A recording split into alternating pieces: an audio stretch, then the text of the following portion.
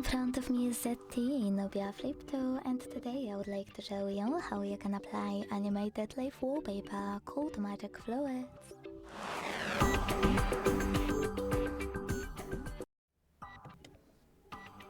Begin by opening Play Store and downloading free app called Magic Fluids Light Fluids Theme from Mad Scientist. When it's ready, launch it. To mute the music, click at the bottom left corner and then select Consent. Now to access wallpaper settings, click at the top left corner and operate all of those however you want to. If you want to try a different live wallpaper, click on Presets and tap on the best one for you. Tap on Yes to check it out.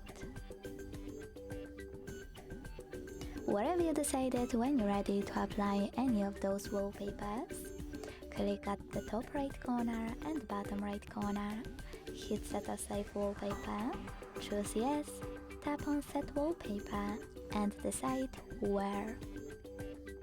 Thanks so much for watching. If you enjoyed this video, don't forget to leave a like, comment and subscribe. Bye!